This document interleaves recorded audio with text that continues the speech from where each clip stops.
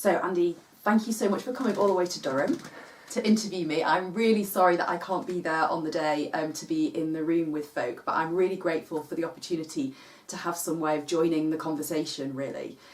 There's a couple of things, I guess, that I'd like to say about my own background and my interest in this kind of area. The first is that, oddly, although I'm a theologian, my first background was actually in politics, in the study of politics, before it was in theology. And it took me 3 years of studying politics at Cambridge to work out that in the end, all political questions are really theological ones. And then I moved over into the study of theology. So in a sense, for me, it's the co-belonging of theological questions and political questions that's the lifeblood of the academic work that I do. And that for me is rooted in the practice of faith, not just the study of faith. So it's profoundly about what communities of faith are busy doing in the real world for its transformation. So I'm really grateful to be able to be part of the conversation. And I know that you wanted me to talk a little bit about Catholic social teaching and about its background. So perhaps I'll start with talking a little bit about Catholic social teaching. Now, in one sense, I have to put my hand up and say that I'm speaking as a practicing Catholic, but I'm also speaking as an academic theologian as well. So I've got kind of the two sides of my brain are kind of working together in my passion for Catholic social teaching, but also my interest in trying to make it a tradition which is accessible more broadly. It's a tradition which is meant to be accessible to all people of goodwill, as the popes say in the tradition. So this isn't meant to be something which is a narrow possession of the Catholic tradition. It's meant to be a massive extrovert gift of the Catholic tradition outwards. So in terms of trying to grasp, I suppose, something of where Catholic social teaching begins and why it begins and what its impetus is, we have to go back into the context of the 19th century world. And we need to understand, in a sense, that Catholic social teaching, like many good things in the church, is born out of a crisis moment where the church is actually struggling to understand how it might relate to the modern world, what kind of gift it might have to offer to modernity. And so it reaches back into its long tradition of political thinking, right the way back to the scriptures, through particularly into Augustine and the patristic period, and then Thomas Aquinas in the medieval period, and then bringing it right up to date with thinking, okay, well, how do these great gems that we have, Augustine's notion of the two cities, the heavenly city and the earthly city, constantly in tension with each other? How does that great tradition of Thomist thought about the nature of political community, about just prices, about usury and debt, how do we reinvent that in a way that it really touches the most profound questions of the modern age? And in one sense, the popes begin to diagnose in the late 19th century what they think are the main problems of the modern industrial age. And I think there are 4 areas where they begin to say, you know, we think that these are long-term trends within modern industrial societies, and we need to bring theology to bear specifically on these questions. The first of which is the gap between rich and poor. And in many ways, the first great document of the Catholic social tradition, Rerum Novarum, written in 1891, takes a massive risk. Here is an established part of the old order, the Catholic Church, daring to say that one of the major challenges we face is massive inequality, and that there is a need for the Church to remember its historical witness of speaking on behalf of the most impoverished, of those who are marginalised. And in order to do that, it then says, okay, hang on a minute, what are some of the other main areas where modern life is also throwing up key dilemmas and challenges? So in one sense, there are 4 areas where I think the popes decide that there are long-term trends within modern industrial societies that require a particular kind of Christian engagement. So the first is the growth of massive inequality between the rich and the poor. The second is the condition of work. So the ways in which the way we work throws up very particular kinds of dynamics and dilemmas for us. And so one of the things they do, and I'll talk about this in a bit more detail later, is they reinvent that Thomist medieval tradition around just prices and around debt and the impact that debt has. And they start talking about a living wage. And so that becomes a key way in which the Catholic social teaching tradition attempts to address questions of inequality between rich and poor and the condition of work itself. But there are some other major trends within modern societies that Catholic social teaching also tries to get hold of, one of which is the question of people on the move. And interestingly, right the way from the beginning of that social encyclical tradition, the popes are already seeing that migration from rural to urban areas, migration across nations, is going to be something which defines, in a sense, the modern age. And they begin to wonder about not just what we owe to each other as citizens, but the kind of duties that we might owe to each other beyond our nation states as members of a universal human family. So they begin to reflect on that theme, which I think has got particular purchase for us right now, and I'll perhaps say a little bit more about that, if I'm allowed, later on. And then the final area really, and I guess it does relate to people on the move, is questions about war and conflict and the distribution and competition for resources. So inequality between the rich and the poor, the condition of work in the modern age, people on the move and forms of migrations and what that does to us, and then serious questions about conflict over goods and about war and violence in the modern age. These are key themes that run through the encyclicals. But I think it's also worth saying that the popes, right back in that kind of origin moment in the late 19th century, they're not just interested in picking up topical issues and offering Christian comment on them. They're also concerned with the ideological drift of modernity itself. And they have two big problems. They basically think that although socialism is driving towards questions of a better relation between rich and poor, of dealing with inequality, that it's got some ideological problems in its very foundations, and that is the rejection of the notion of a divine creator and redeemer, the idea that there is something which is essentially of God in the foundation of the social order. And equally, for the same reason, they have a problem with the isms, with the ideology of economic liberalism. And so, in a sense, Catholic social teaching, it's not really a third way. Sometimes it gets presented as, okay, so you don't really want socialism and you don't really want capitalism. So what do you want? Some kind of alternative, maybe Blairite third way? No, not at all. Catholic social teaching is saying any kind of political system that cannot understand and offer space for some notion of the divine is going to have a problem, because it's going to refuse to accept limits. And so Catholic social teaching is interested in reintroducing into a modern framework that earlier Augustinian idea that all politics is limited. All forms of social, political and economic life must face and acknowledge limits if they are to serve the common good, if they're to serve justice and neighbour love and equality. And so Catholic social teaching is both a particular analysis of the trends of the modern world in terms of the practical ways that you and I live our lives and the way we find ourselves caught up in modernity, and it's an ideology critique. It's a way of saying, how do we make sure that we're clear about the kind of norms that shape our social vision?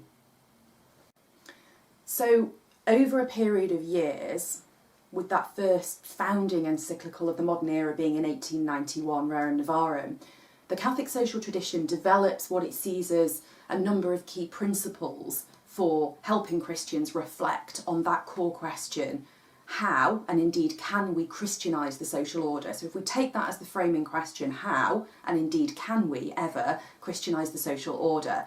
Catholic social teaching says, well, here's some straw for bricks. Here's some ways in which you might think about some principles to guide your reflection. And these are anchored both in scripture and for Catholics in the natural law tradition as well. So definite scriptural origins, but something that we might also be able to reason towards with others who may or may not share our faith.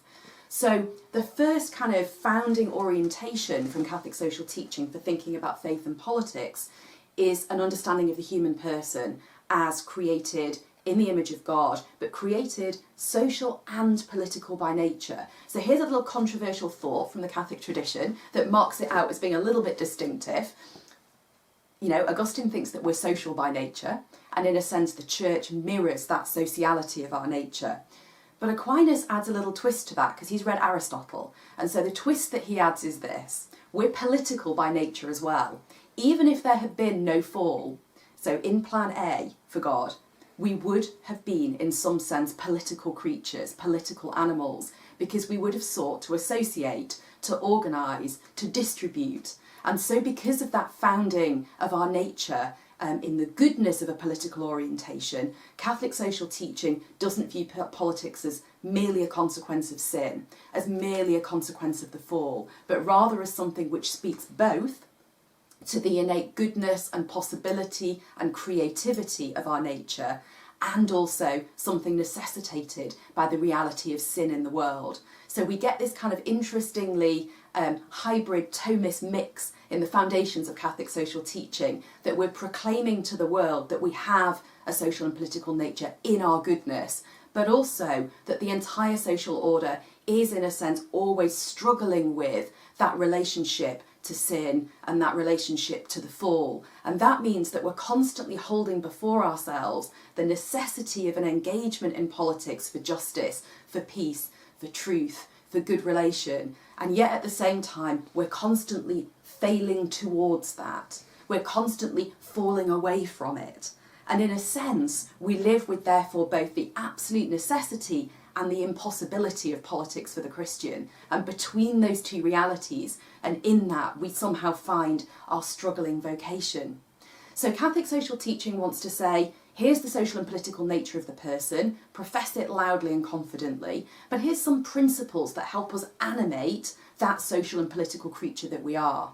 So it talks first and foremost about human dignity as the first and prior of the principles that we profess into the social space.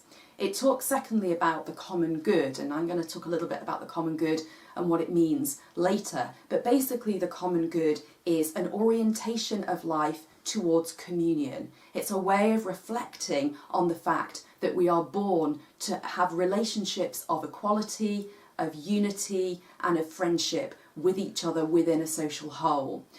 The second kind of set or group of principles then is the principle of solidarity, that we seek to be with each other in relations of neighbour love, and that has to be something which is structural.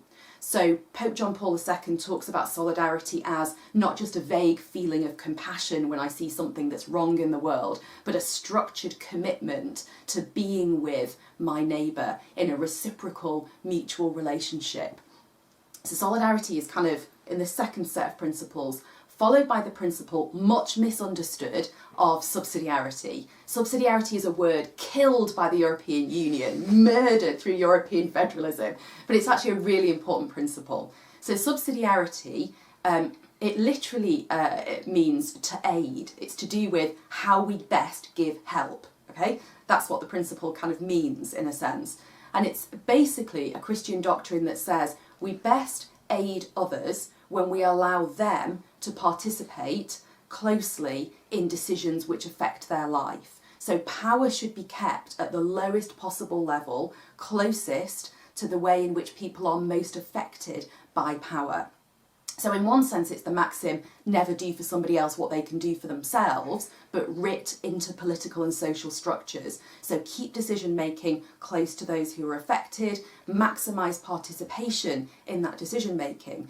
But sometimes subsidiarity is a principle. How can the human person best be aided or helped to achieve their true flourishing, might push us to say that decision making or capacity building might happen at a higher level. So subsidiarity might lead us, for example, to decide that some form of state welfare is really important, or it might lead us to say that some kind of global authority for regulating finance is really important, or the flow of migrants. So subsidiarity is a principle which is on the one hand suspicious of power in one sense. It's saying power will always tend, the further away it is from the individual who has control over its exercise, to be poor in its decision making. But it's a principle which says sometimes we can still discern that a higher level of engagement might be necessary. But the principle is always, how can the human person in their need and with their potential best be aided by structures of power? And we make decisions then according to that kind of raison d'etre. So subsidiarity is actually a deeply theological principle, suspicious of the exercise of power, but aware of its necessity, and rooted in the idea of the flourishing of the human person made in God's image and how that best happens in political society. And then there are a couple of other principles which are really important for Catholic social teaching. One is the universal destination of all goods. So all material goods within the created order are made to be enjoyed by the whole of humanity and indeed other creatures as well. And so private property, the things that we might take and own to ourselves, must always be seen in the light of the universal destination of those goods, that they're made, created for the enjoyment of all, rather than the privilege of the few. So if I own a property, I have to ensure that my ownership of the property is always still with an orientation towards how my ownership can serve the goods of others. This relates to then what might be called the option for the poor, which is perhaps the most obviously, clearly biblical of the principles from the start, that there is not just an option that we make as human beings for the poor, but that indeed, because God opts for the poor, so we, in a sense, must make that same option in the way that we live.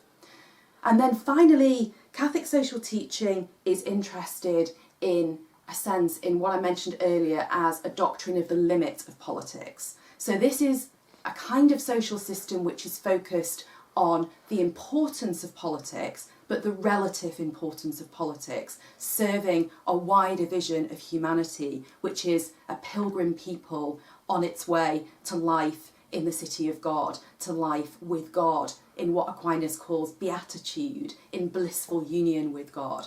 So politics is radically important for the possibilities of ensuring neighbour love, but it is relatively important. And in a sense, Catholic social teaching is capturing that tension and that difficulty, and doing so with the awareness that constantly we may hold this vision before us, and worship and scripture are the deposit of memory for this vision, but in actual fact we will constantly be pulled away from that vision because of the forces with which we live in the modern world and our own nature as fallen creatures.